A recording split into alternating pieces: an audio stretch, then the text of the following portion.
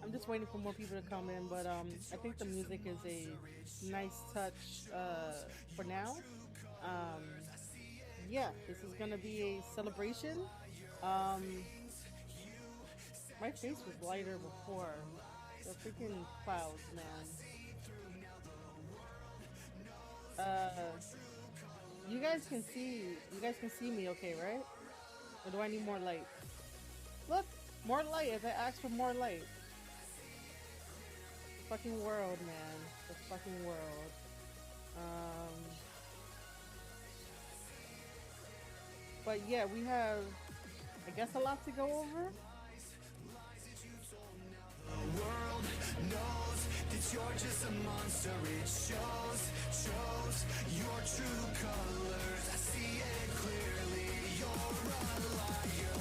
Things you said you would do, all the lies, I see through. Now the world knows your true colors. I see it clearly. You're a liar.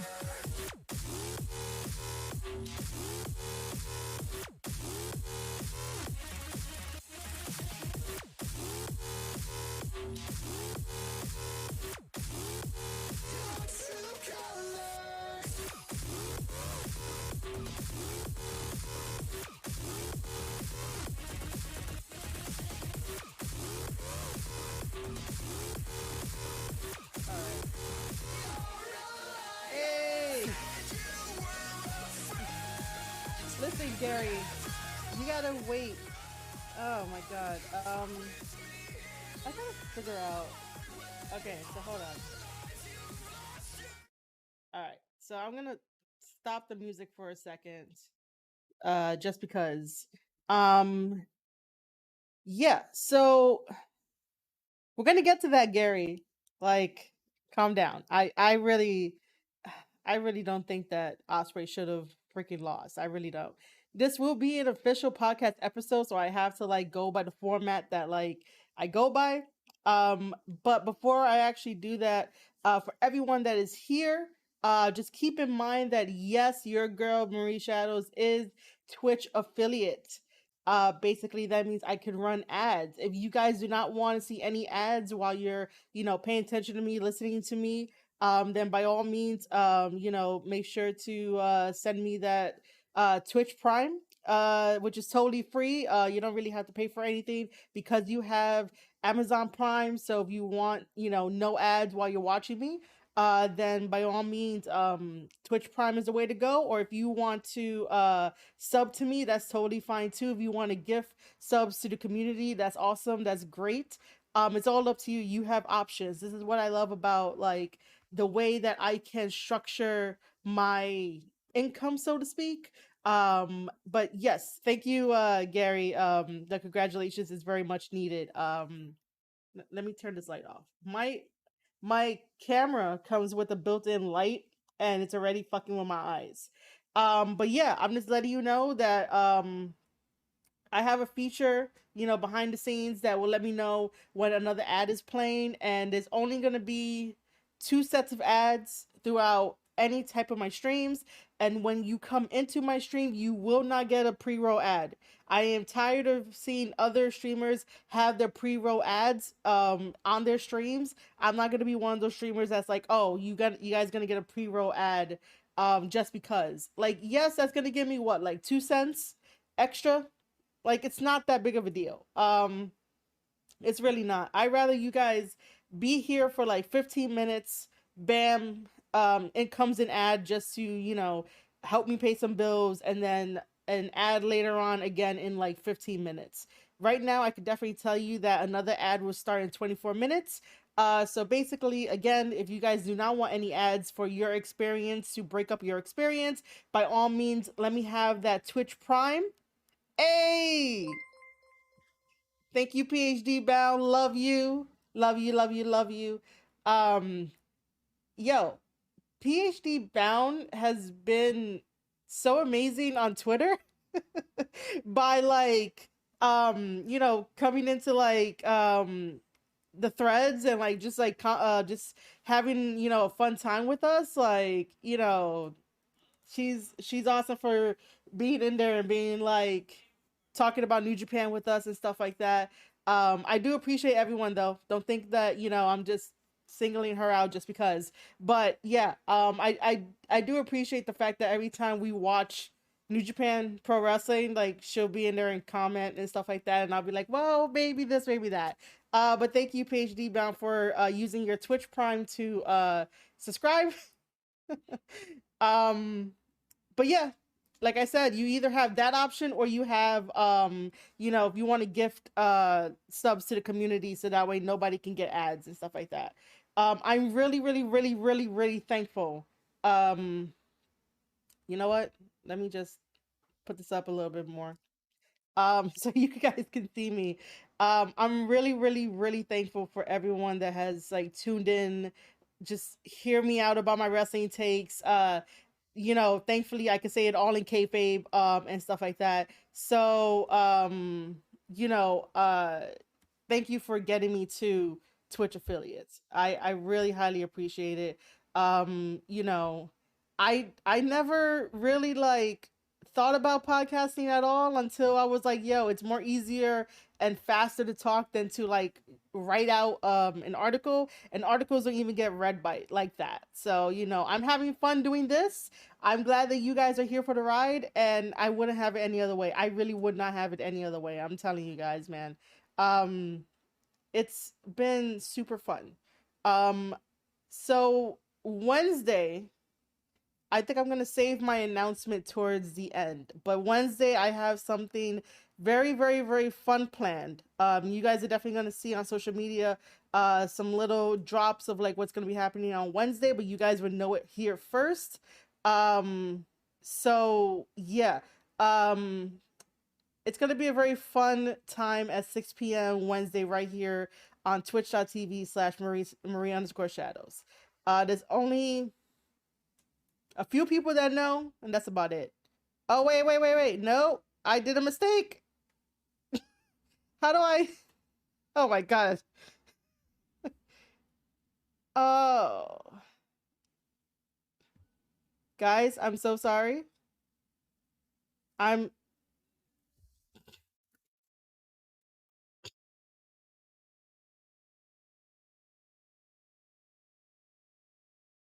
oh my God. Okay. I'm not going to say anything until like the ads are done. Um, this is gonna I'm gonna have to learn how not to just hit buttons.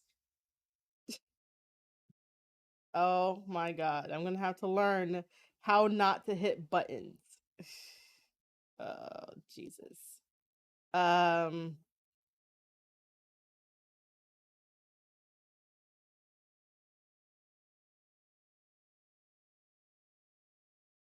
Okay, I apologize if you guys just saw an ad.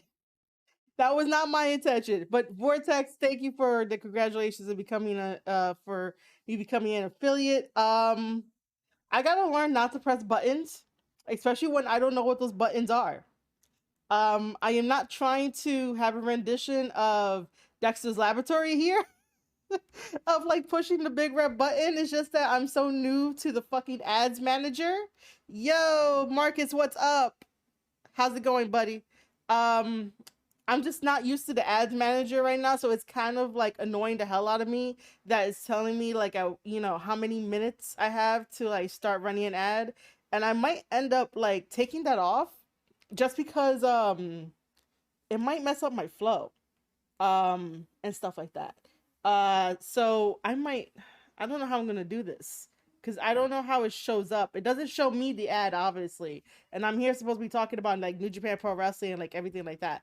Um, so yeah, uh, I'm definitely gonna need a more experienced person to help me out with this. Because I just showed you guys an ad when I didn't really need to. I didn't mean to show you the ad either. Either way. Anyway, um, I really, really want some of my usuals to get in here.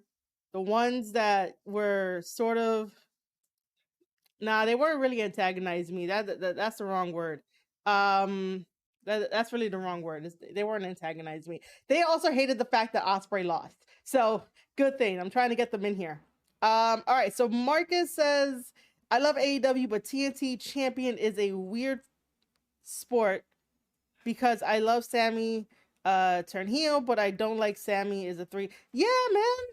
Don't worry, man. We'll get to AEW. We'll get to all of them. I'm just really trying to wait until like my people come in here because they were talking about this shit. Um, there was this other guy. I know some bullshit. Uh, there was this other guy that was talking shit on my thing, and I told him, "Yo, why don't you come by and congratulate me to be an affiliate?" And also, you could talk your shit. You could talk your shit there. It's all good. It's all good, man. I'm here for like debates and talking about this and trying to see like how wrestling can improve. And if you want to talk shit all the time about New Japan, you guys can come right here and like talk shit about it, and then we'll like debunk it all. We'll do that. We'll debunk it all. But yes, Moxley won. You know what? We might as well start with the elephant in the room of basically talking about Moxley fucking winning just because. But that means I have to do like my intro. My voice is already going. Hold on.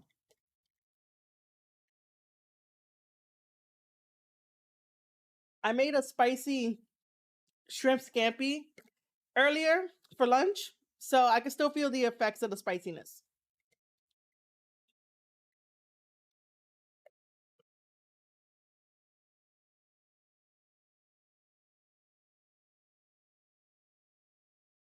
I know that I saw that the referee fucked up. And it was just such a weird fucking thing. That's what I saw. Osprey is champion of Warriors Wrestling. Warriors Wrestling had to remind me. If you guys are not following me on Twitter, please make sure that you do at Marie_shadows.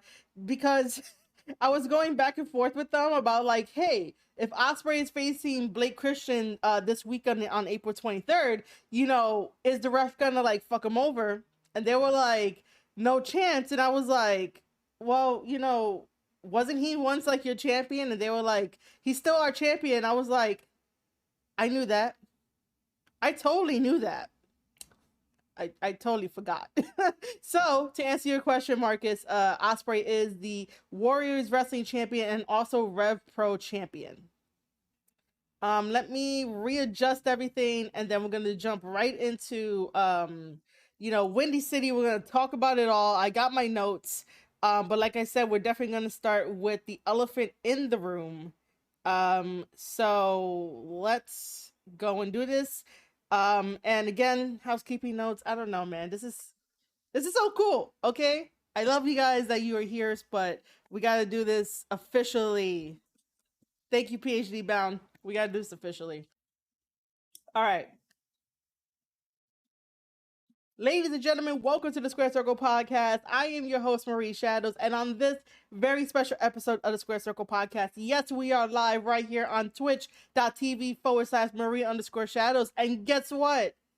By way of your help, to everyone out there that came into my Twitch channel, to everyone that's in the chat, to everyone that listens everywhere else, but more importantly, celebrating here with me, I have become officially a Twitch affiliate, which is so awesome. It's so amazing. I can't really thank you guys enough for, just being here, helping me with my views, because that's all I needed.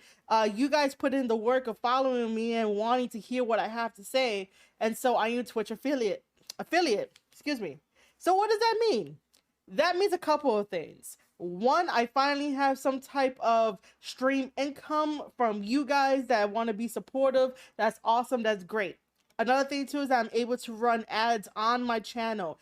The other thing is that this is very important, so please pay attention to this.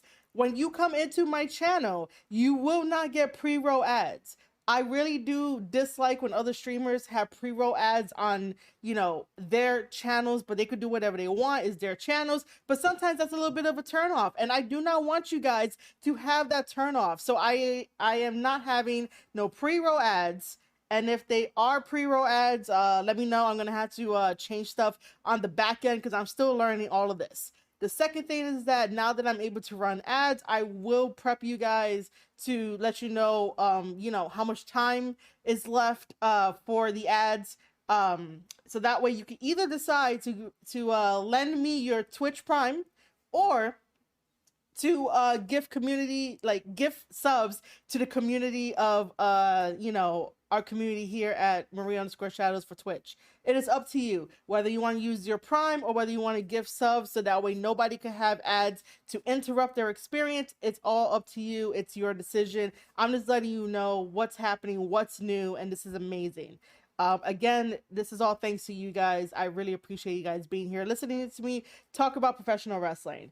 Now let's get down to business by just talking about the elephant in the room of New Japan Pro Wrestling Windy City Riot that was in Chicago. It was last night. It was on Fight TV, as well as NJPW Unfortunately for New Japan World subscribers, we did not really get it as a deal part of the subscription that we pay $8 a month for. That was a separate charge. It was about like $24 if you wanted to get it for New Japan World, but you would have had it stuck with the Japanese commentators.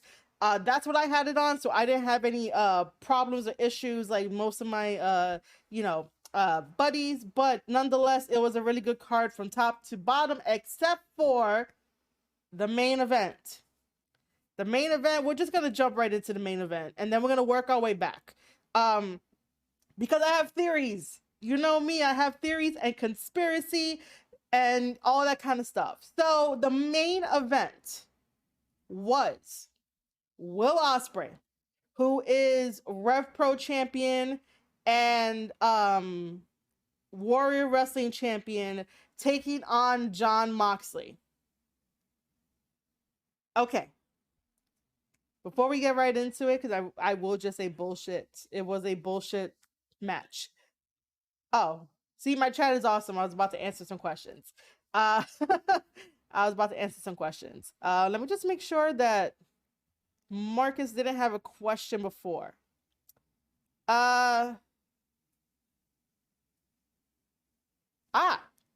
Okay. We're gonna jump right off of Marcus's chat comment saying that Will Ospreay should win because Moxley is not a champion.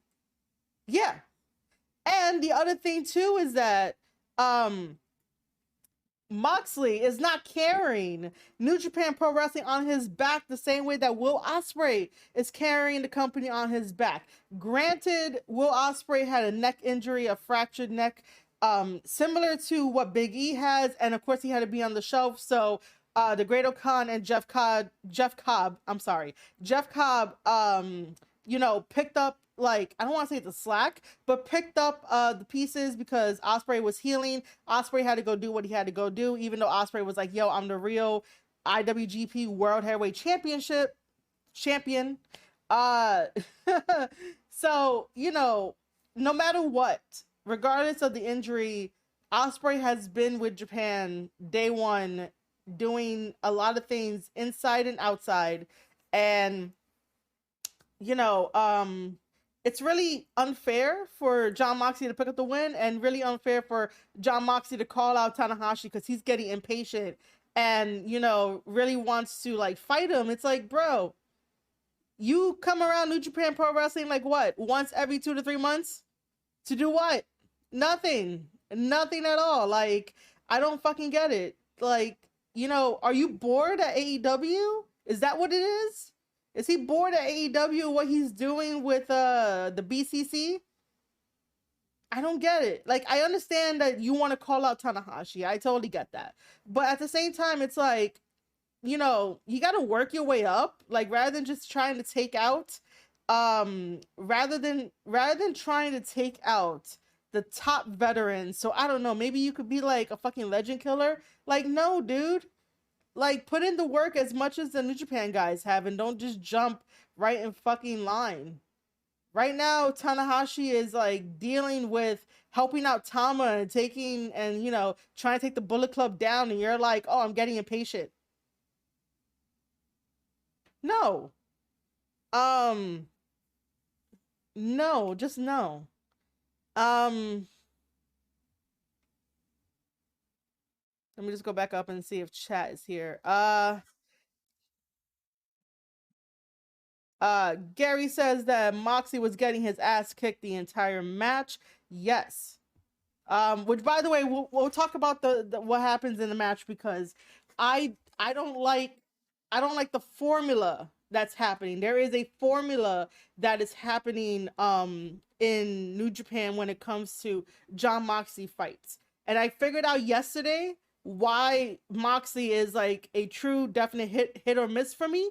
And man, I just can't. I just can't anymore. Um okay, let me see. Um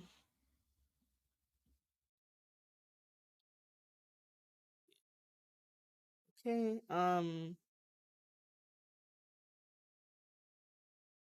Uh Gary, I think either you said that on Twitch or somebody else said it on Twitch, but Gary says that this makes him think that he'll lose the title match against Tanahashi. Um See,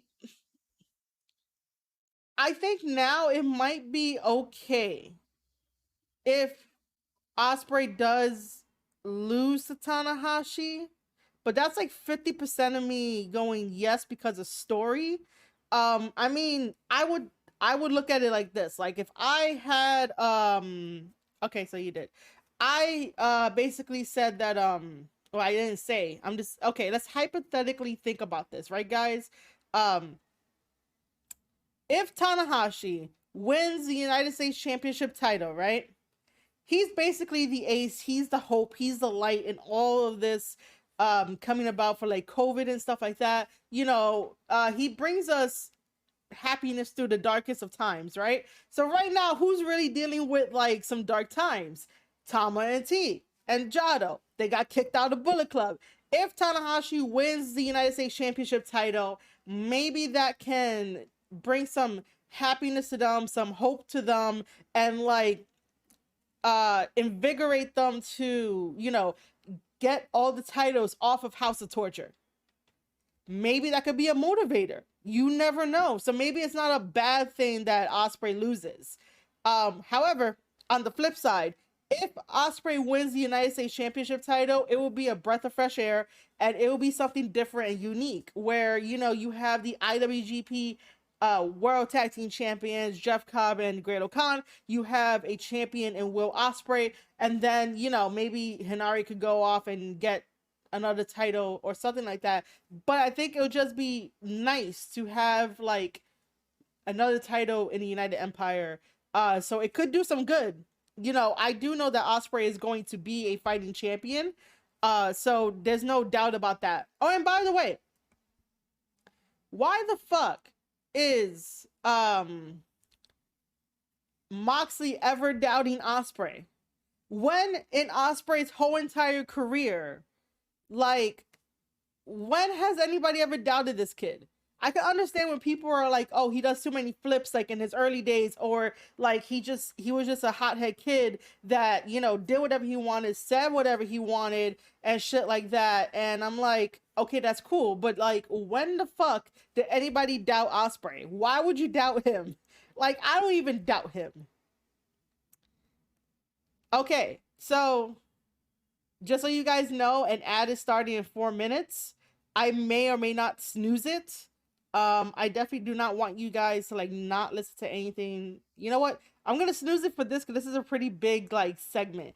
Anything else down the line, not. And anyone listening to on audio, anchor.fm/square circle podcast, this is what you're gonna have to deal with.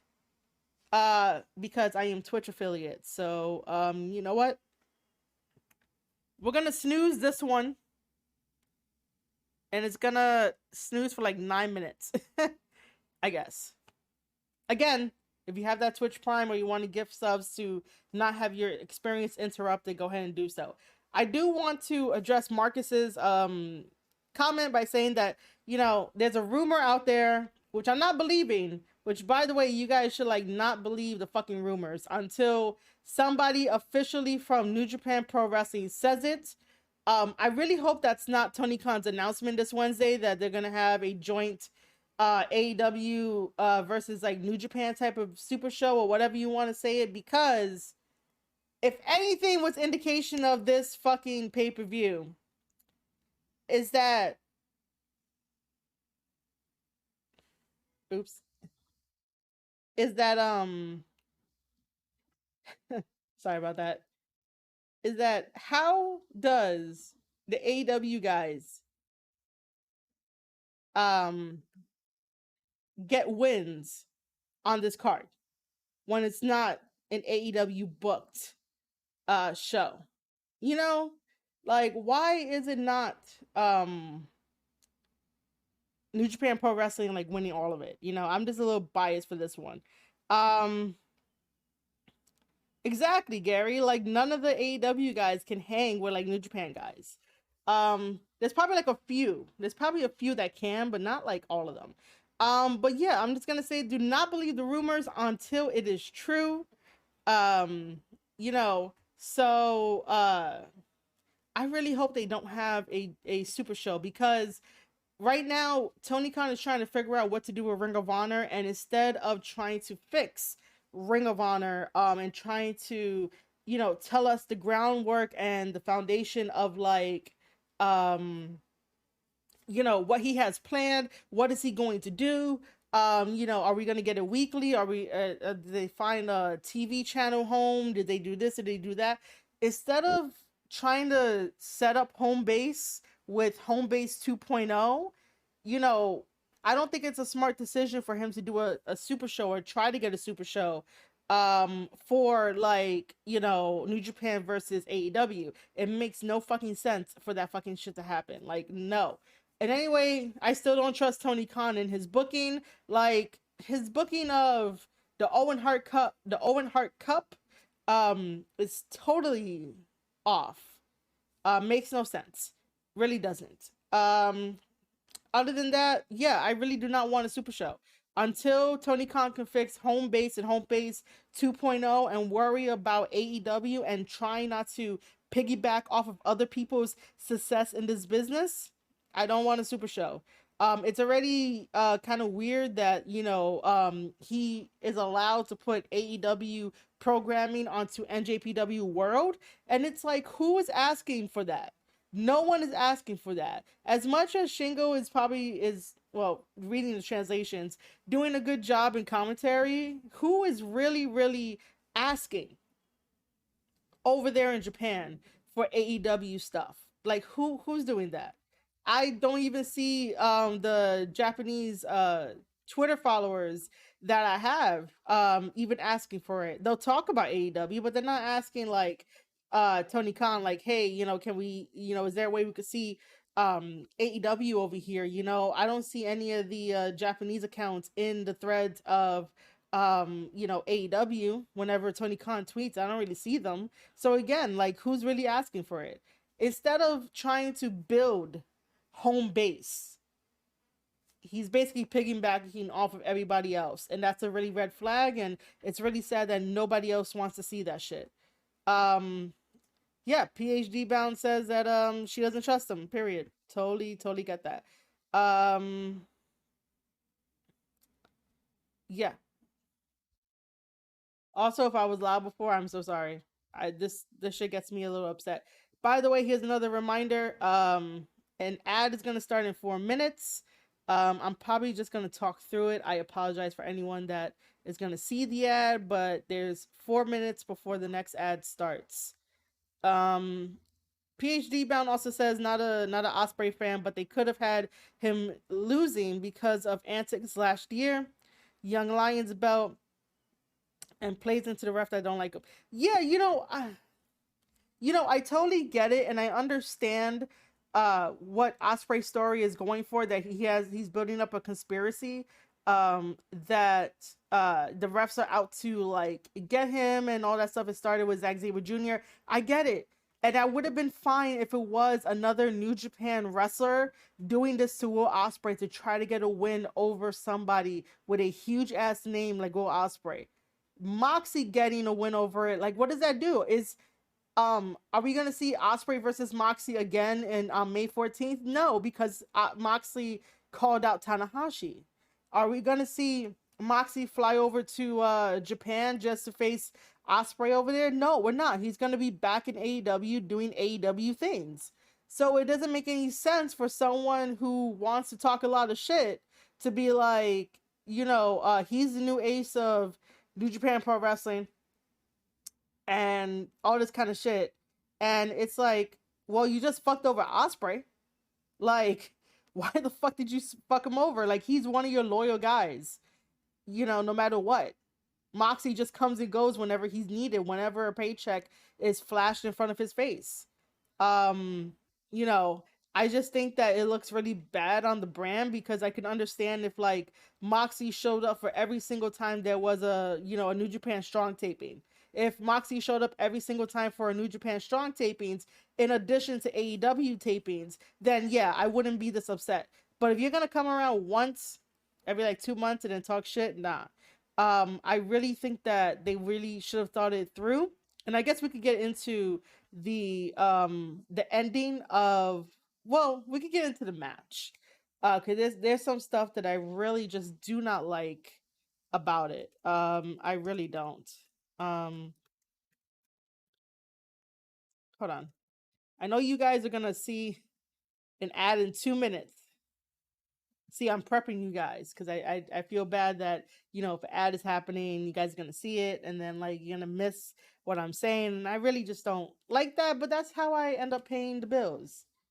Now, now,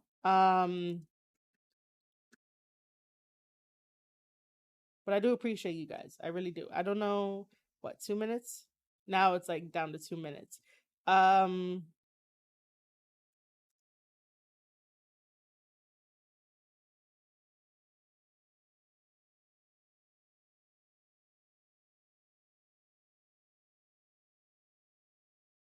I don't know if anybody. Well, okay. Um,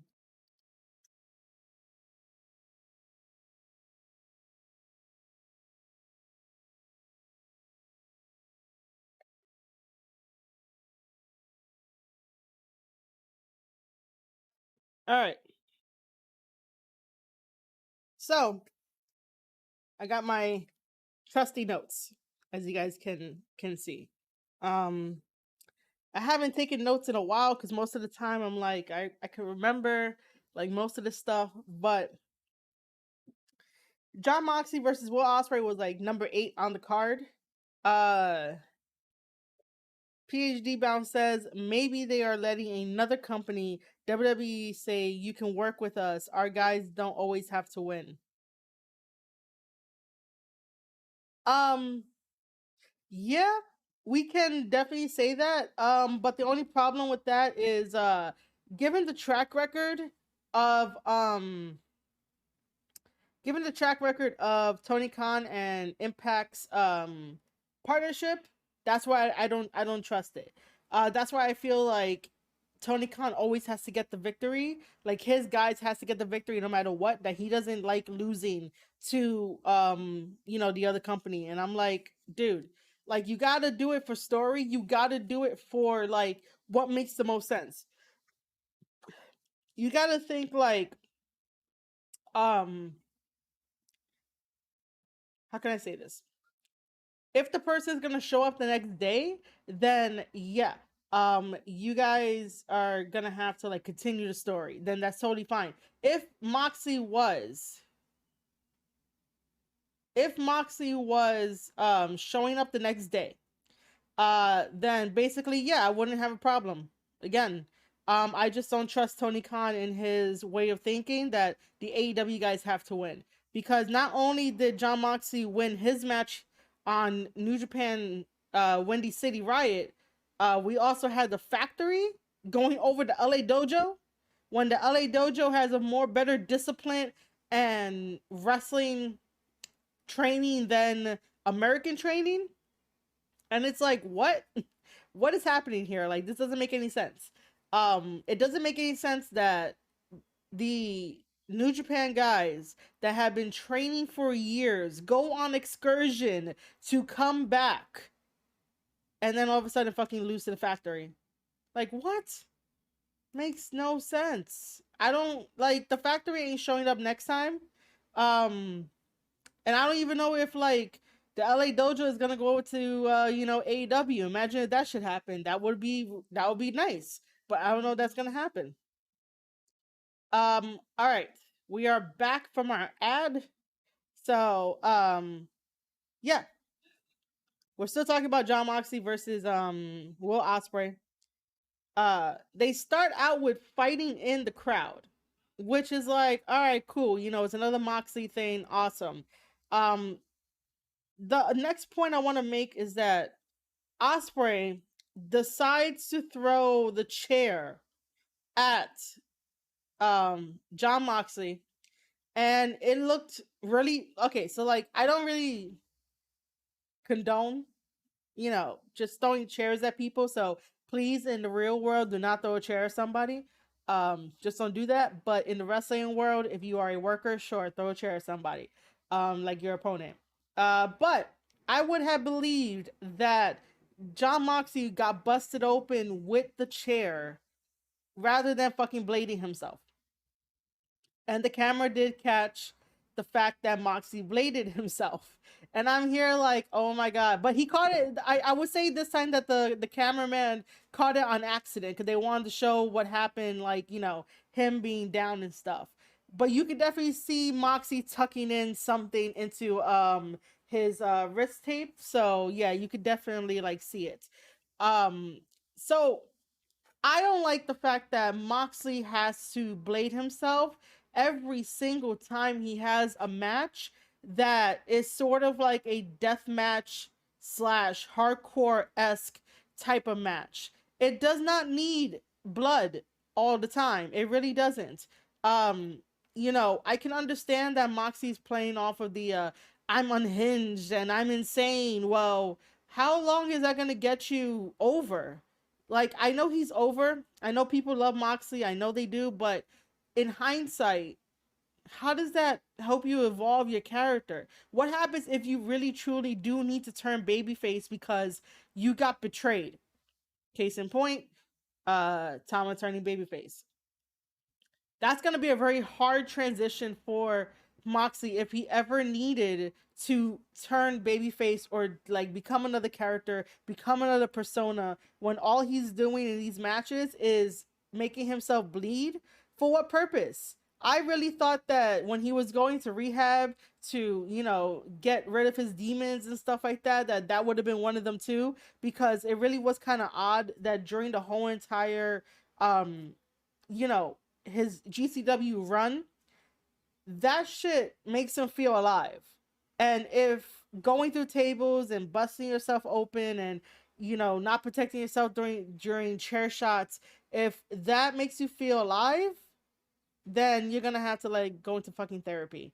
I understand wrestling is a sport, wrestling is an art, and I say it all the time. However, um, I just don't think that blood is always needed. I don't think that violence is always needed. You could always get the story across with the basics, with your wrestling ability and your talent.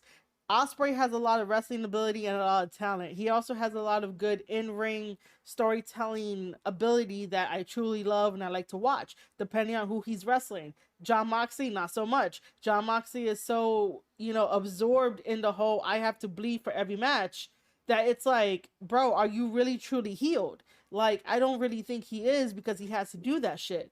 So I would have been fine if he did not blade himself in order to bleed when the chair got thrown at him.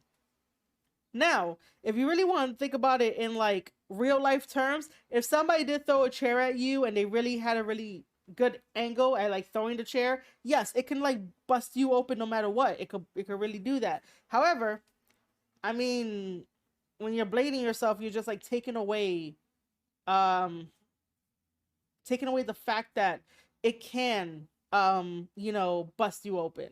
I really don't think that blood was needed, and I also think I read somewhere that Osprey also sort of like bladed himself a little bit so that he could bleed and whatnot. And it's like I get it too. Osprey is getting the whole treatment of, um, he's insane, he's unhinged as well. But man, I'm just like, do we really need to bleed? Really, do we really need to? I would like it if we had the challenge of, if you're facing John Moxley, don't let him persuade you to bleed in his match. Because at this point it's becoming like Cody Rhodes and Dustin Rhodes, where they always have to have either like a table spot, or they're always bleeding, and this is before Cody went back to WWE. But it's one of those things of like, yo, do we really need John Moxley to fucking bleed all the time? I don't get it. Do we need that? Um, let's see. Going further into the match, Will Ospreay does some forearm shots to the back of John Moxley's head. The referee tries to stop it. Not really stop the match, but try to stop Ospreay to remind him that he really can't do that. Ospreay shoves the referee out the way. Which is again playing into his character that Ospreay wants to do whatever Ospreay wants to do, to end the match. And I totally get that. I totally got the story. The problem is that, like, again, do we really need um all that blood and stuff? Um so other than that, there was that huge clothesline and then the curb stomp to Osprey, and obviously that's a jab at Seth Rollins. I would really love this forbidden door to be open between WWE and New Japan Pro Wrestling, just to make some, one-off matches. Like, we all thought that this WrestleMania was gonna suffer, but we all had fun this WrestleMania. But imagine next WrestleMania where like we could get some fantasy matches for like night 2. Put most of your card with most of your champions on night 1, especially if you're unifying most of the belts. Just put it on night 1, and then like night 2 is all fantasy matches for like New Japan and WWE, because I don't even know if AEW wants to work with them. Probably not. But then again, something like that will make money. So why not, right? Don't ever leave money on the table. If you can find a way to get that money into your pocket, go ahead and do so. Make sure it's sort of like ethical. I'm just saying. Um, so here comes Osprey with a huge Spanish fly, and then the hidden blade, which now he's doing the hidden blade like in front of people, and that's kind of like interesting to say the least. And then this is where we're gonna talk about the finish of the match, because the finish of the match is super fucking weird. I even had to like rewatch it today to be like, all right, how did it really happen? Because yesterday, for some reason, my feed like towards like for that match only, the feed got separated where like the audio was ahead of the video, and I'm like, oh my god, that's not cool. But even I was like, my first initial reaction was like, what the fuck happened, right? Like I don't know, um, what happened. Um, so what happens is that John Moxley ends up doing two DDTs, which I totally forgot what he calls them. I think they're called um I totally forgot what they're called. But it's definitely not what he does in AEW. So he ends up doing two DDTs. No, I'm sorry. He does a DDT and then a brainbuster. And then goes for the cover. The referee goes and counts 1, 2, 3. And at the same time that the referee's hand hits the mat, that's when Osprey's shoulder like goes up. And then all of a sudden the referee gets up rings the bell, and in the same time frame, Moxley turns over Osprey and puts him in that, like, it's not really the bully choke, but puts him in a choke. And that's when Osprey taps, but it really doesn't matter because the bell was already rung and the match is already done, and um the crowd is like, what the fuck happened? You know, like, I'm even like, what the fuck happened? Gary in chat is like, what the fuck happened? PhD Bound is what the fuck happened? Marcus is probably like, what the fuck happened too? Because Marcus was like, Osprey shouldn't be losing if he's a champion. Totally get it. Yeah, awesome. That's another way of looking at it. Um, but yeah, like, it just doesn't make any sense. Um, I can understand that um so I guess Osprey really did lose, but like should have never lost, if that makes sense. Like, it's really difficult to call it even when you look back and like watch it and like really see how the positioning was. As soon as that hand came down, that was exactly the same moment of Osprey's hand, like his shoulder popping off the mat. And usually in WWE, they would, the referee will curve in if that were to happen and be like, no, it was only two. But then again, I'm not sure if we're gonna know the actual finish of the match. I don't know if it was supposed to be a pinfall or he was supposed to get him in the choke and then that was it. Um, but obviously, if he got him in the choke, then that definitely means that Osprey was gonna tap anyway. Um, yeah. That is how the finish happens. I really think that we didn't really need Moxie to go over, just for him to challenge Tanahashi, and that Moxie is gonna see Tanahashi over at May 14th in uh, Washington. Tanahashi is already scheduled to fight Chris Dickinson. Like, is he really gonna go and mess up that match between Tanahashi and Chris Dickinson? New Japan sort of like upholds the moniker of being respectful and we're having a match and stuff like that. Not necessarily like going in there and cheating unless like your Bullet Club, but that's a whole nother thing that we're gonna get to in a second. Um, but yeah, I just don't think that was the right call. I don't think that was the right decision because again, um, you know, uh, Osprey is there carrying the company. Osprey is there, leading the charge, building up the United Empire, adding people to, his group and stuff like that. His group just grew by one member, which is Francesco Akira, who was the previous All Japan Pro Wrestling champion. So, Osprey is helping New Japan. What is Moxie doing? Moxie is not helping New Japan. It's always Osprey. So for Osprey to lose to Moxie is very fucking stupid. Um and that was probably the only thing that got me upset because everything else on the card was nice. Everything on the card, made sense except for, the factory winning, which is stupid. But yeah. Um if anyone has some more questions or comments about it before I move on to the beginning of the card, then let me know in chat. Also, make sure to tell your friends that I'm live. But yeah, that's just my take on it about Osprey should have never lost.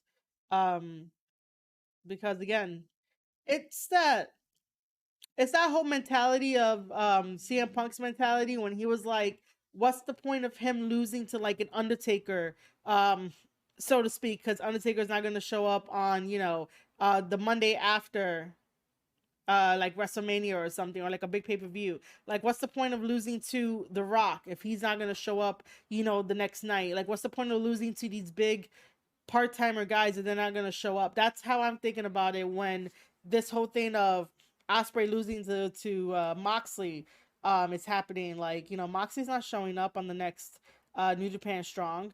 Even though Osprey has to finish out his indie duties this week, he'll definitely be in Japan next week or maybe the week after that, depending on like his schedule. But there's no reports on what's Moxie gonna do next. No reports at all. Um, you know, so yeah. Um, if no one else has any questions or anything like that, then I can move on to the beginning of the card. Um,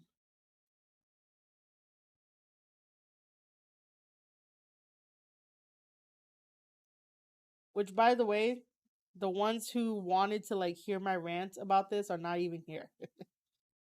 They're gonna have to catch the replay. They're gonna have to catch the VOD. That's what they're gonna have to do. Um, unless, um, oh,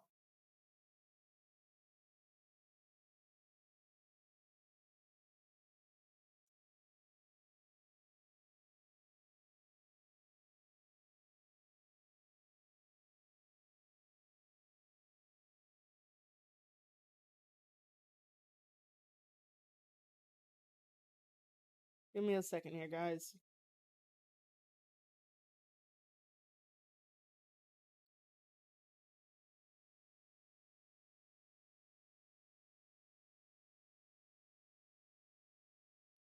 Uh, okay. Mm,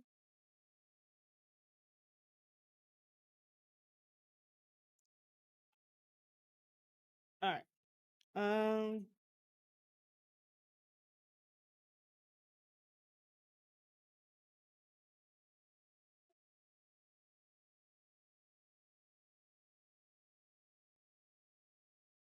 I am going to run some ads because I need to take a quick bathroom break. So I think that's the perfect time for me to run ads so that you guys don't miss a thing.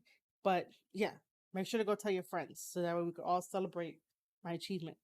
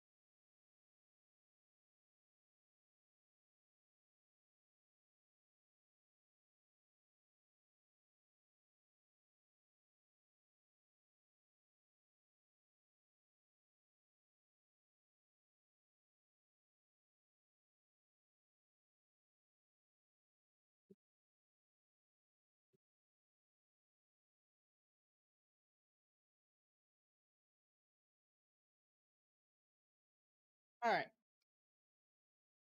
Oh, damn. All right. So the ad is still in progress. Um, I'm gonna have to try to figure out a way of like using the ads plus using like a regular ad break um to like if I want to tell you guys to get up and stretch and all this kind of stuff. um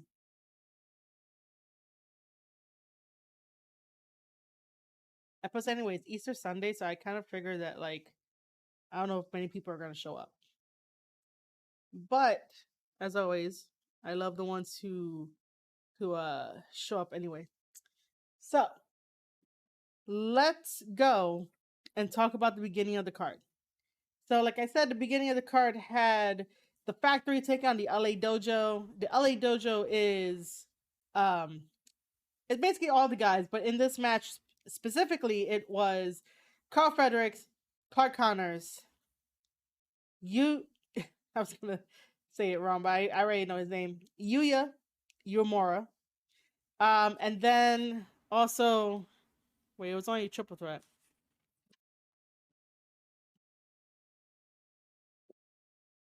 Yeah. So again, the LA Dojo consisted of Carl Fredericks, Yuya, Clark Connors taking on QT Marshall, Aaron Solo, and we're gonna call him the Beast because I think his name is Camarado. Uh, That's the only thing like I remember. I remember his last name. So this was an okay match. It was a nice match to get the crowd going, to get the crowd hyped and stuff.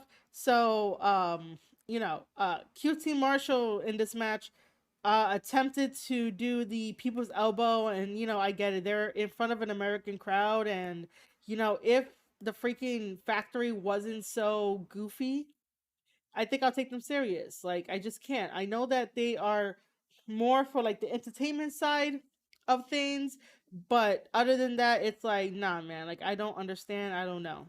I don't get it. But yeah, he attempted to do the people's elbow.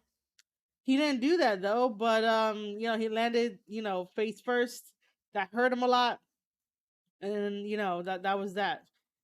Clark Connors doing a fucking spear to Aaron Solo through the ropes, like the corner ropes, not even like the middle ropes, like the corner ropes. Clark Connors, man, he's really gifted. He's really good in the ring. I would like to see Clark Connors versus Hangman Adam Page. It would be kind of funny if we get like a brother line story. Just because like they look very similar. The same hair, maybe the same build. They're both from Virginia, so it makes a lot of sense to like make them into like brothers and like do that. Um, Other than that, the ending of this match was really fucking stupid. Even though it's clever because I don't remember if anyone ever tried this with Yuya. So Yuya likes to do his like double underhook um throw to the opponent. However, QT Marshall decided to low blow him, and that allows QT Marshall to crawl over, get the 1, 2, 3, and bam, that's it. The factory wins.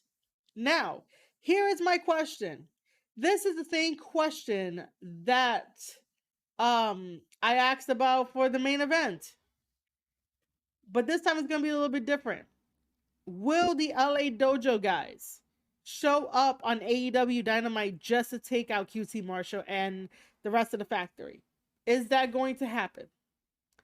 If it's not going to happen, then what's the fucking point of the LA Dojo, which is more disciplined, um, and more technically sound in professional wrestling?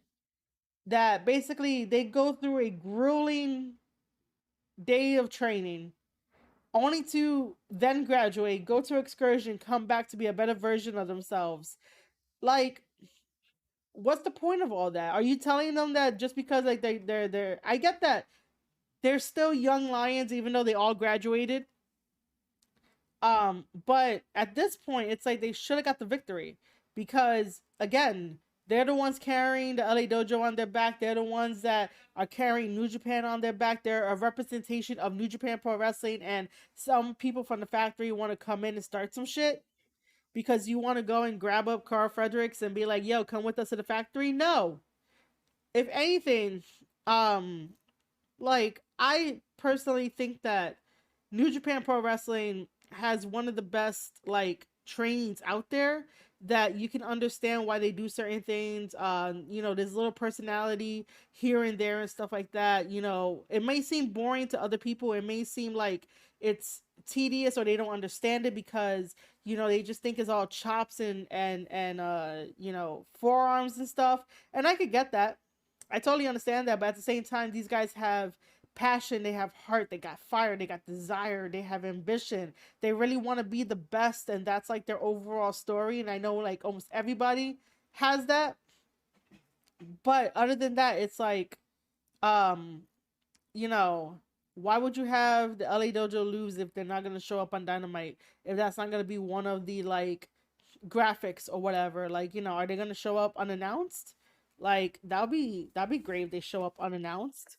Um, Other than that, like I don't know, but I still think it's fucking stupid that they got the LA Dojo losing to the fucking factory. All right, the next match is a 10-man tag. We have the West Coast Wrecking Crew, which consists of Kratos, Danny Limelight, Black Tiger, Royce Isaacs, and Jarrell Nelson, taking on Fred Rosser, Ren Narita, Dickinson, Josh Alexander, and Alex Coughlin. And I really like the fact that Josh Alexander is in this match, and he shined a little bit in this match. Because there are like 10 people, it's a little bit hard to follow. Um, I will say that Ren Narita is looking like Shibata every single fucking day. I still want to know if Ren Narita is Shibata's like one night stand kid. I really want to know. I want to know if Ren Narita is related to Shibata in any way, if like that's his fucking dad, because they look so similar, like father like son, and I'm like, yo, is this your son? Which, by the way, I would totally ask Shibata if I could. I would definitely ask him like, yo, when's the last time you had like a one night stand? And like hopefully I get an answer. Hey, Baymax, what's up? Welcome to the chat. Welcome, welcome, welcome. Yeah, man. Definitely long lost son, man. Like definitely. But yeah, I would definitely ask Shibata, like, yeah, when's the last time you had a one night stand? Like, could Ren Narita be your fucking kid? Like, I need to know. Um, so this was a very interesting 10-man tag. You had Alex Coughlin picking up Kratos to do a vertical suplex. And Kratos is not a small guy. Kratos is a big ass guy that will take it to hell. I don't know why I wanted to say that, but he gives me those vibes. He gives me those vibes. Um Josh Alexander throws Danny down onto the ring apron. This is when Danny Limelight tried to do hold on. Oh, tries to get the one up on Alex Coughlin, but Alex Coughlin like sidesteps and Danny jumps into Josh Alexander. Josh is just like, nah, fuck you. And that's it. Basically drops him on there. Uh yeah, Baymax, that was definitely a lot of weight for Coughlin to hold and to throw. But Alex Coughlin, works out. He got the muscle for it, so all good.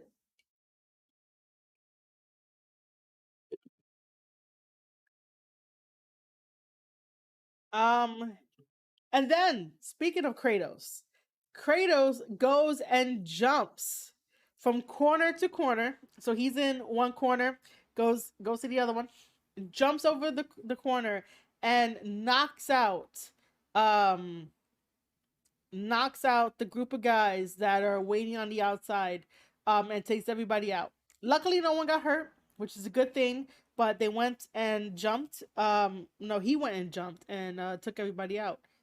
Um, Other than that, Fred Rosser is such a maniac in the ring. He is more vicious in the ring.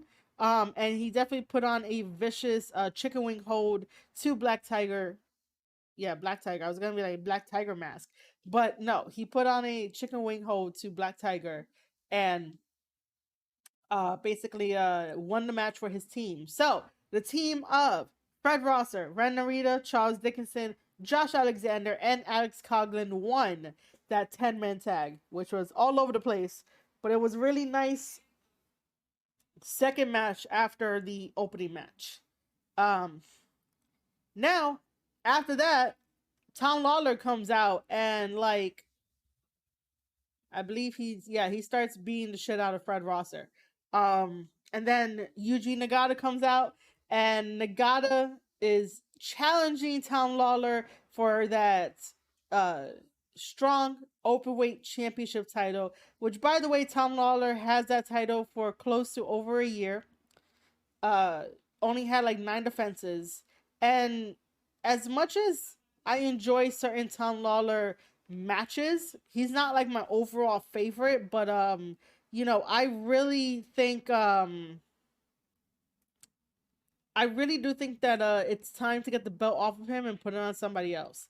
If we're going to keep Jay White in New Japan Strong, if he is not going to be showing up for the G1 this year because of whatever reason may be, and by the way, on this channel here for the Square Circle podcast, even for all that, for all the stuff that I do, so for the Square Circle podcast, we like to keep everything kayfabe. So do not ever tell me that it's a problem with his visa or whatever the case may be. We're keeping it kayfabe. If Jay White does not want to go over to Japan just yet, if he is not going to be entered into this year's G1, then I would say let's have Jay White versus Tom Lawler for that strong openweight championship title. So that way the US of J Tour can definitely be a lot more. There's something on the line. There's something that Jay White needs to fight for. There's something that Jay White needs to protect other than the Bullet Club, which I'll get to my theories about Bullet Club when we get to the match. Um, which, by the way, if you guys want to hear that, um, if you guys want to hear that in full without any interruptions, because your girl here is Twitch affiliate, you guys can send over that Twitch Prime, which is for free, or you could gift the community to you could gift some subs if you want to. But I'm just giving you guys a heads up. We have 27 minutes before the next ad plays. So I'm just letting you guys know. I am probably gonna be the best streamer out here because I give you guys updates about when the next ad is gonna play. Just because I feel bad that there are ads, but this is now a little way of me, trying to make some money on the side. But yeah. Back to wrestling. I would definitely have Jay White challenge Tom Lawler for that belt. Take the belt off of Tom Lawler and have Jay White have something to protect other than Bullet Club, which right now it's a mess. And knowing Jay White's character, he does not like messes. You know, I don't know where they're going with this, where Bullet Club is going with this, but we'll get there. Anyway, Tom Lawler versus Nagata is happening as the third match on the card for New Japan Windy City, and the only highlight of the match was the crossface counter that Tom Lawler did to Nagata. So Nagata has the crossface as his finisher. He calls it the Nagata lock. And because Tom Lawler has an MMA background and a fighting background, he reached over, grabbed Nagata's leg, and basically did an ankle lock, and then rolled that ankle lock into a sorry, into a cloverleaf lock, to where eventually Nagata got to the bottom rope, caused a rope break, and Tom Lawler had to release it. Then we get this really stupid ass finisher for the match where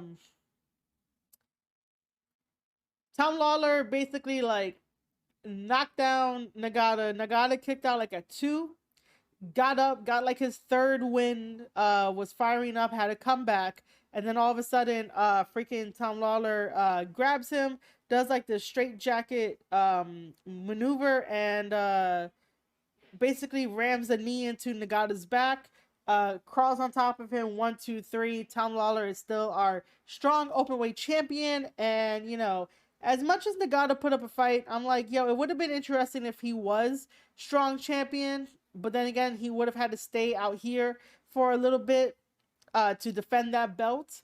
But yeah, like I don't understand why they had to finish the match like that. It was very stupid.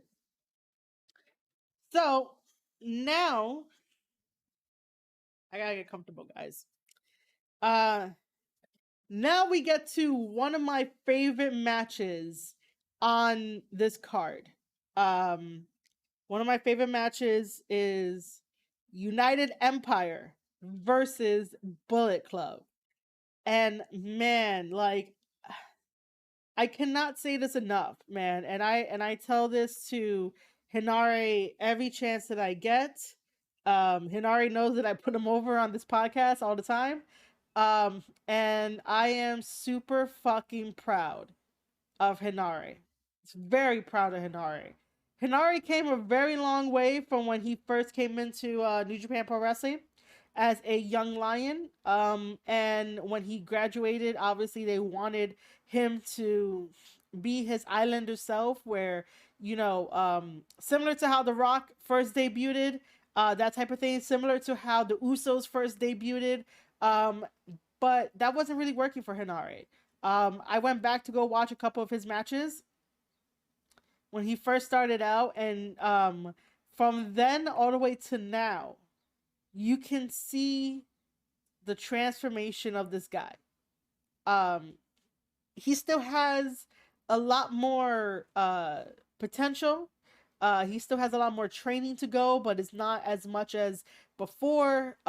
He definitely learned a lot, and by being with the United Empire, he has definitely grown into his own person, and he has definitely grown into his own wrestler. And again, I'm going to just say it that I am super proud of Hinare. Um, the first time that like I've ever seen him wrestle was probably back at like New Japan Cup during 2020. And ever since then, like, uh he's a really cool guy. He's a really cool guy. If you guys saw the meet and greet that the United Empire did, they have with the token shop, they have it up on their YouTube channel, and Hinari is adorable. he has just such an adorableness about him. And I really am a fan of the Great Khan as well. The Great Khan just grew on me, right? Because I wasn't getting it at the time. Um I really wasn't getting it with the Great Khan and his character, but his character definitely has grown on me, and he's very talented, very talented guy. And I give him props for speaking in English during that meet and greet online, that virtual meet and greet. That was a really cool thing. um Jeff Cobb. Jeff Cobb is amazing. He knows this. Um, Jeff Cobb does a really great moonsault to people. Too bad he didn't do it in this match. Like, it would have been nice if he would have hit the moonsault, so that way, he could get that big, nice pop from the American crowd. But he really does a really nice moonsault. Um, anyway, TJP, TJP is all over the place. I'm not saying that in a good or bad way, but he is everywhere when it comes to professional wrestling. He keeps everybody on their toes. That's one thing. That's what he does. And I am happy to see that Aussie Open finally got their spotlight. And so if it wasn't for Aussie Lucian to like really show me some Aussie Open matches, I mean, I probably would have still been impressed. But just knowing that we were able to watch their tag match together from Australia, which I do watch alongs here. So if you guys ever want to do or like chill with me for a bit to watch wrestling, make sure to hit that follow button. And also, if you want, send over those Twitch primes, so that way you don't get interrupted with any ads. Because I really do want to start doing more watch alongs with you guys. No, what are you doing? No. That's right, she is an affiliate now. So send over those Twitch primes and subscribe to Marie Shadows here on the Square Circle podcast so you guys can get all the wrestling action, all the wrestling information, and the New Japan Queen of the New York City line. Yeah!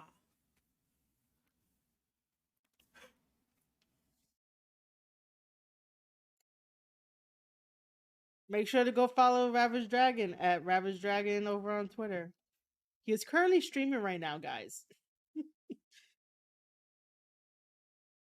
I am the queen of New Japan now, as dubbed by him. But yeah, there goes our ad. um. Okay. Um. Anyway, what was I talking about? United Empire versus Bullet Club, right? Um. So yeah. This match, we really have to dissect this match. Uh. Before we do that, let me see if I can get some. I don't think that New Japan put up pictures yet. Um.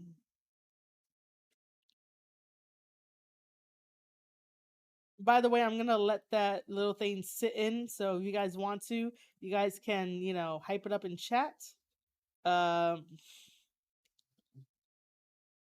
while I search for a picture that I want to search for. Which I'm probably gonna have to cut this out anyway. So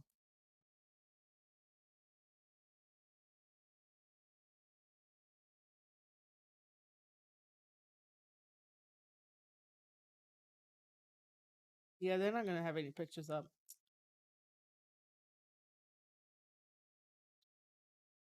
Oh, there was a dark match. Oh, I didn't know there was a dark match.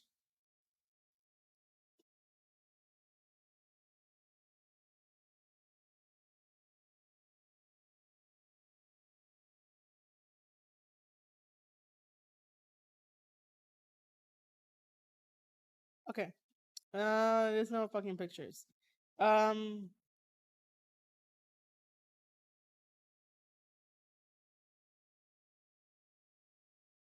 all right. So I guess not. We're gonna have to do this by. Well, probably not. Hold on.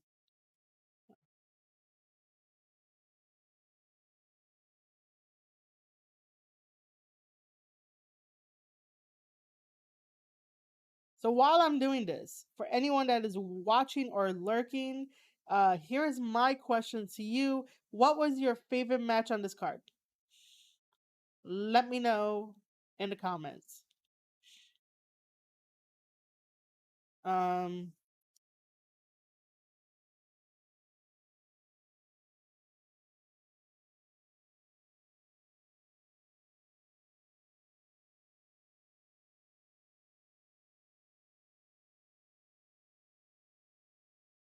I will look at comments in a second. Um, okay.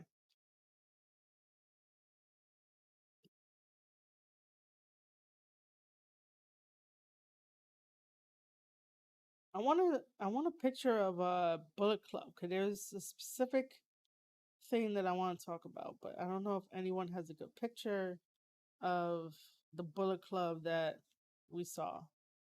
Um, for anyone that saw like Windy City Riot yesterday. Um,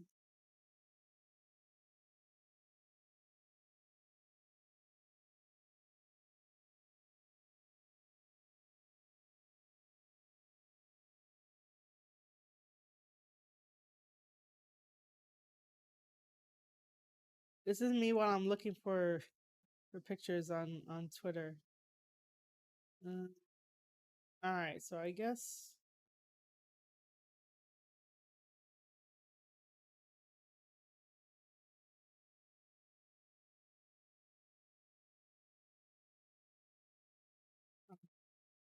um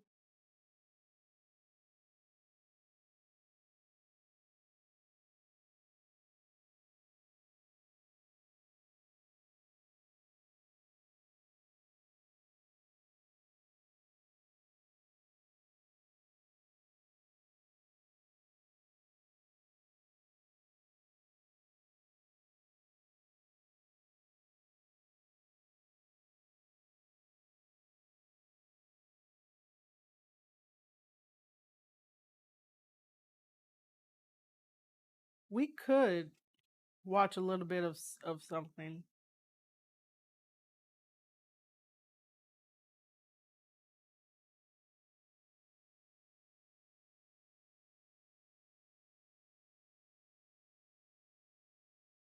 All right, so there is one picture that I could deal with because this is storytelling. Um, it may not be the best picture, but this is storytelling, and I need this for you guys to understand the Bullet Club storyline because now we got a little bit more story to talk about. Of course, we got story to talk about Bullet Club. Um, just to see where everybody is at. Um, okay, so let's replace this one with.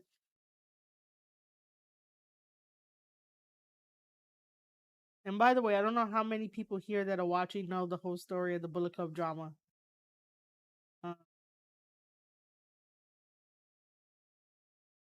which I have no problem repeating everything. Um, okay. The only problem is I can't draw on this. I wish that there was a plugin where I can like draw on this. I would have to like. Oh wait, I could draw on it.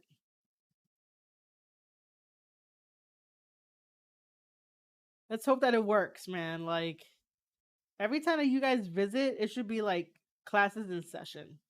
That's what it should be like. Okay. Let me take this out. Let me have this. It's not what I wanted. It's not gonna do it. Why is it not gonna do it? Um. Oh, come on. Go to photos.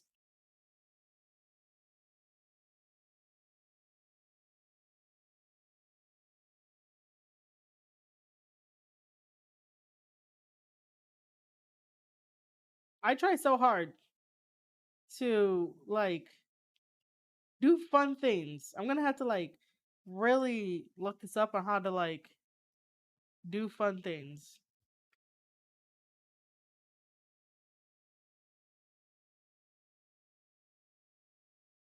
Like easier fun things.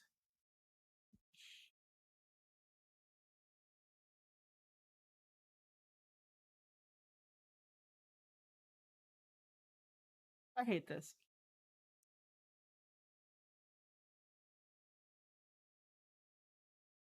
All right. You know what we're gonna do? You guys are just gonna have to listen to me, and like for any of the audio listeners, you're gonna have to like use your imagination. I try making it as interactive as I can on my live streams, and I think I gotta like test this out like on a day where like we're not doing a podcast. All right. So as you know, it was it was the United Empire taking on Bullet Club members, which is basically this time around it was Carl Anderson, Doc Gallows, Hikuleo, Chris Bay, El Phantasmo, and the newest addition, Scott Norton, which Scott Norton was part of NWO back in the day. And, you know, I guess this was um, a Carl Anderson, Luke Gallows thing because I don't think, even though Jay doesn't care, Jay should care. But other than that, like, you know, it just Scott Norton's there.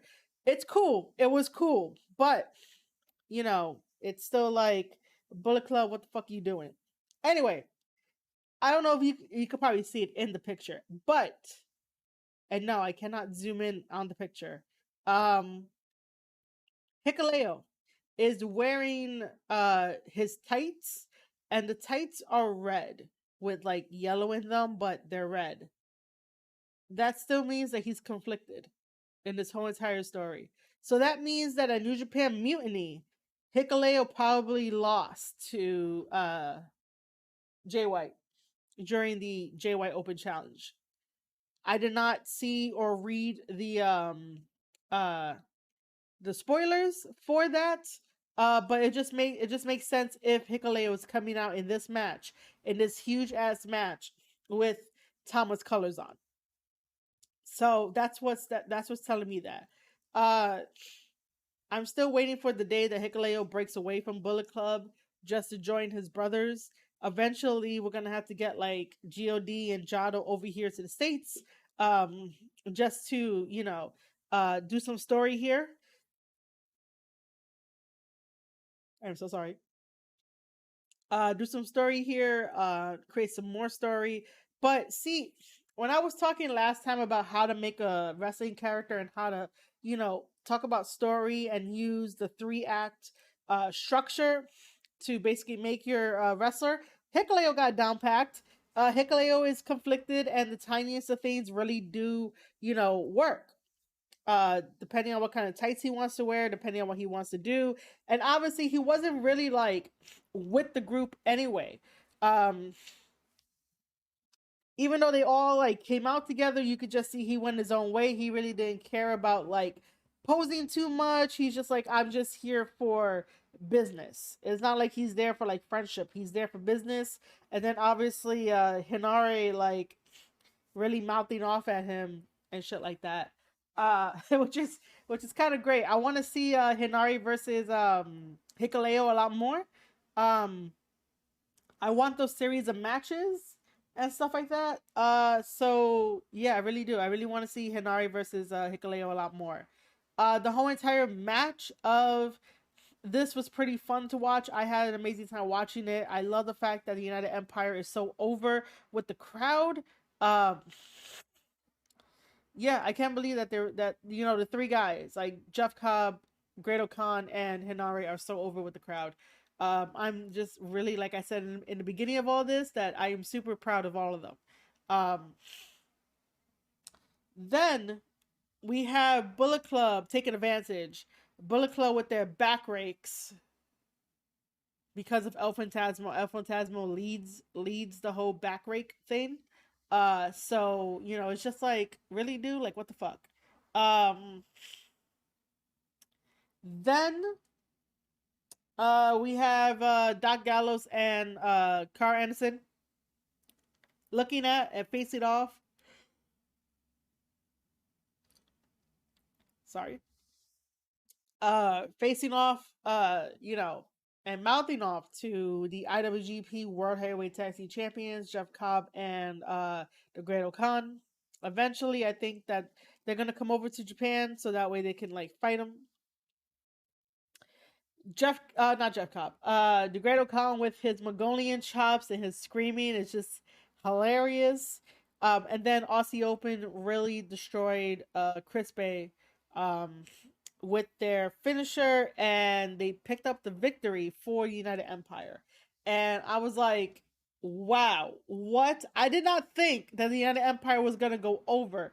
See, the United Empire gets all this momentum, but then somehow in New Japan, they end up like losing something huge. And like, sort of their momentum stops. Here, they went over. And I'm like, yo, that's awesome. That's fucking great. Like, I didn't really know what to think. I was like, yo, I didn't think that they were gonna go over. I thought Bullet Club was gonna go over because Bullet Club's a more known name out here in the States. They make a lot more money out here in the States. And they're over. And like, Jay White is the leader of the Bullet Club. So it makes sense for Bullet Club to go over, right? I guess when you look at like all the numbers and shit, yeah, like Bullet Club should go over. But for them to have United Empire go over, that means that they still have faith in the United Empire. And plus, we get to talk about my favorite thing, which is conspiracy theories. It's only my favorite thing when it comes to wrestling and when it comes to Bullet Club and everything that's been going on with Bullet Club and God. So this is why like conspiracy theories are like my thing here. Just a heads up, if you want to listen to my conspiracy theories, make sure to lend me that Twitch Prime or gift some subs to the chat, just so that way the ads does not interrupt your experience. You got 4 minutes. 4 minutes before ad starts. The only reason why I keep reminding you guys is so that way you don't miss anything of what I'm saying, and you can enjoy your experience. Um, I'm not trying to, rub it all in your faces. It's just I want you guys to be here with me. We're here talking about this. We're here having a good time. If you don't want that experience interrupted, the best way to go is at Twitch Prime.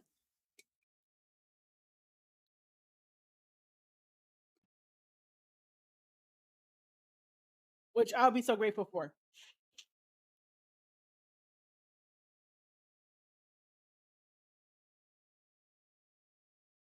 I feel like my nose is gonna like. All right, so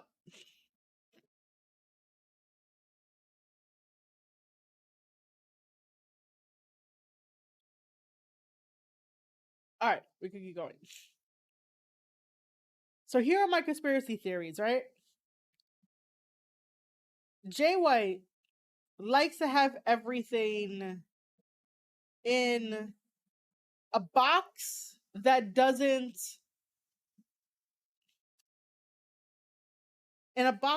really get too full. No, I could do that. I could do that better. Because Jay White always does things where it makes sense.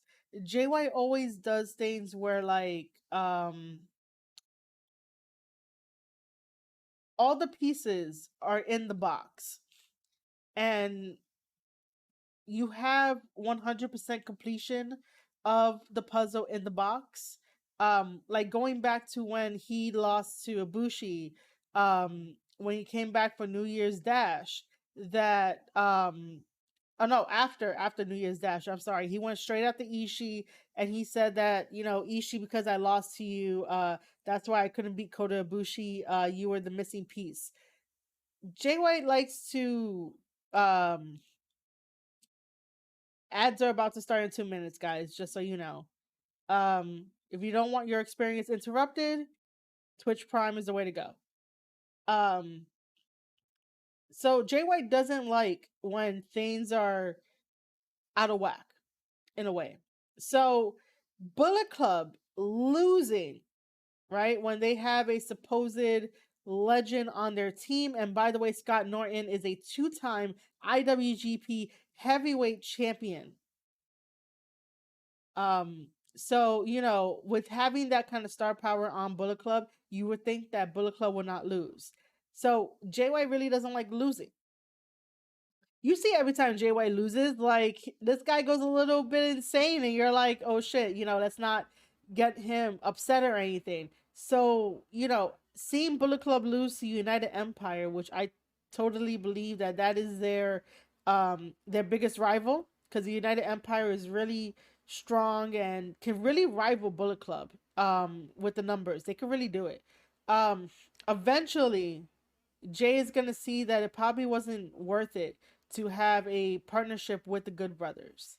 And eventually the Good Brothers are going to be cut out. That's what I think. That's one theory, that if they're gonna keep losing, if Bullet Club is going to keep losing, then eventually Jay is going to, maybe kick them out and be like, this isn't a really good thing. You know, I don't see Jay keeping around people who don't pull their weight. Um, you know, Eventually House of Torture might end up leaving as well. Just because it's like, what's the point of them being there? And then also like it doesn't seem like the House of Torture talks to anybody else in Bullet Club. So it's like you don't need Bullet Club. You can stand on your own. House of Torture can stand on their own. They don't really need Bullet Club. But I really think that after this loss sort of hurts Bullet Club in this storyline, especially if Jay White wants to be the catalyst of professional wrestling, which by the way, I do not believe that he is a catalyst of professional wrestling. I said it last time on the last podcast episode that I do not believe he is, because it makes no sense. Anybody could have been in that position in order for him to you know, in order for that person to be the catalyst. It could have been anyone else but Jay. You know, that's why I don't believe that Jay is the catalyst of professional wrestling. I don't believe that he's the catalyst. Actually, wait, I do believe that he's the catalyst for kicking out Tama and T, and believing that they're the problems. And it's like, no. Sometimes you have to protect what you built, because you can't be friends with everybody if you're a team. If you're friends with everybody, if you're a team, you end up like Chaos. You end up like Okada's team. Anybody could join that. The same thing with Hantai. Anybody could join Hantai. Like Tama and T were defending and protecting Bullet Club by not allowing, you know, idiots to run it, not allowing idiots to run the name of Bullet Club down to the ground. But now we have the more jokey side of Bullet Club, which you saw during Windy City Riot, and it's like, guys, you guys supposed to be Bullet Club. You're not supposed to be bigger than Bullet Club. Like, you know, represent it like you would something else that you're proud of. The same way that United Empire represents United Empire, and they are all proud to represent, you know, United Empire. PhD Bound says a very good point here. Um, Jay Jay first lost.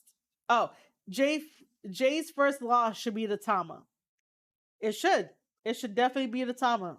Um, if they can work out after, you know, maybe it wouldn't be a good idea for Jay to enter into the G1. I'm just gonna say this. I don't think Jay is going to enter into the G1.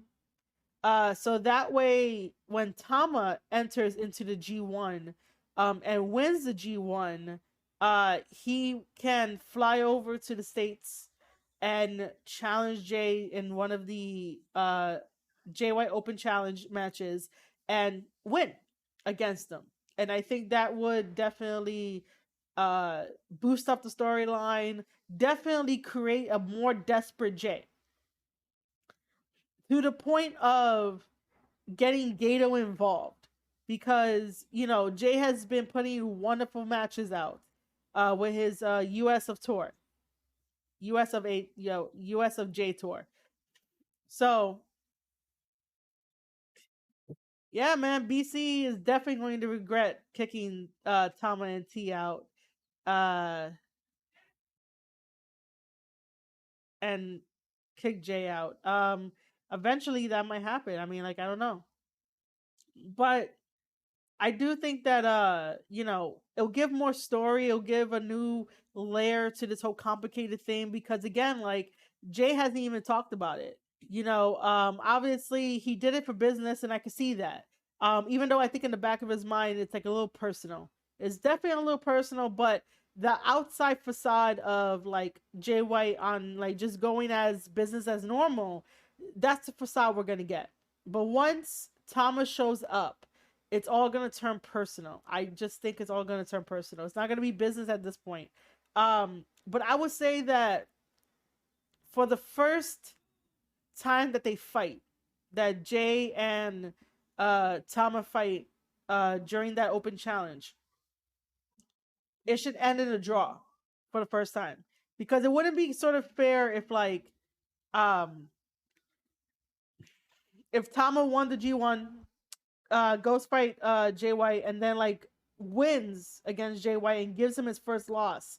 I really do think that it should end in a draw to like kind of draw this out, because I want story in between. I want promos in between. I want something where like it progresses the story. The only thing that I could see is that Tamati and Jado get the never 6-man tag championships.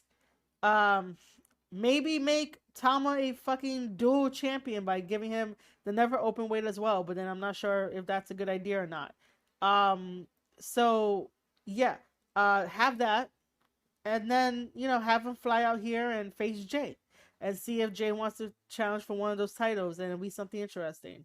All while trying to tell us the story of like, did you really kick them out because they were troublemakers? Did you really kick them out because Tama was having the most trouble with people. Like when you're a leader, you gotta do shit that's not gonna be agreed upon. You gotta do shit that's best for the team. And basically, like, if you're allowing idiots to come in and make a mockery of the name Bullet Club that Finn Balor started and forgot the fucking morals and the values of it, then, yeah. You gotta kick out people. You gotta make the tough decisions. And Jay makes the tough decisions he when his back is against the wall. Right now, his back is not against the wall because money is coming in, and he feels like this is good. This is a good partnership, and you can see it. The writing is on the wall. The money is coming into Bullet Club. Like, they're not in danger in anything, and they're not going to be breaking up anytime soon. If anybody out there wants to believe that, like, that's not happening. So right now, Jay is pretty comfortable. Um, you know, PhD Bounce says Hikuleo realizes right now he is outnumbered. Keep enemies close. Yes, that's exactly what it is. That's exactly what it is. But like, I really thought that if, I mean, it probably should be because if not, people would have been talking about it. I didn't read the spoilers yet, but like, most likely Jay did win against Hikuleo. So I was like, since that's the case, I really thought that they would have kicked him out. It would have been like, oh, you could go join your brothers. You could go join them because you're just as weak as them and you're problematic. If Jay White really wanted to be the catalyst of professional wrestling, he probably would have kicked out Hikuleo after beating him, if he did beat him. Because again, I did not read the spoilers, and you know, uh, I would have kicked him out, have him be on his own, and then basically tell him that if Tama and T are troublemakers, you're troublemaker too because it's family. Like, you would think that that. But yeah, PhD Bound says, I think he kicked Tama out because people see him as leader. Although Jay has the title of leader, he of leader is really leader of BC. Yeah, that could definitely play into it. That really can. I would really love more story, and that's what I really want to get at is more story. Because I could go around in circles about this, but I really need more story to attach onto it. But right now, as I said, the United Empire picks up the win against Bullet Club. We're only gonna see how much of this is gonna like play out into the whole storyline and everything. Uh our next match is a street fight, a Chicago street fight. We had Finjuice teaming up with Brody Kane taking on Jonah, Big Bad Tito, and I think the other person is TMDK. I think so. Um I personally do not understand um what they got Finjuice doing. And I did say that this definitely might be their last Juice's last match in New Japan Pro Wrestling because he did not resign his contract. He is done with New Japan Pro Wrestling. He's probably done wrestling for a little while. He said that he doesn't feel like wrestling interests him. Like, no wrestlers interest him as well. So he's gonna probably take some time off, which is great because he needs it. He's been wrestling nonstop, even though like during the pandemic it gave everybody a chance to slow down. But other than that, like you know um you know good for him because I think that he really needs it.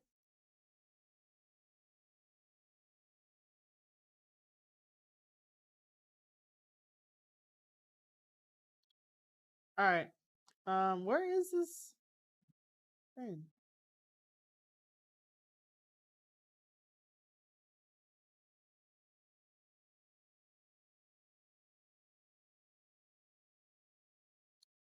uh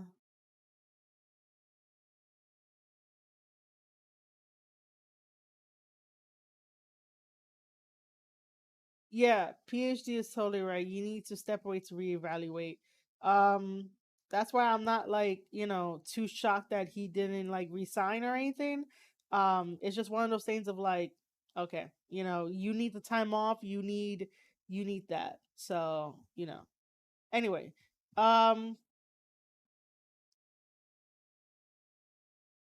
so I am going to take like an official break because I need a time to stretch, get more water, and sort of like clear out my sinuses, even though that might be too much information. So we're actually gonna go on a real break, as we playing in between. But we're gonna take a real break. Make sure to stretch, make sure to like drink some water, stay hydrated, and I'll be right back talking about more wrestling.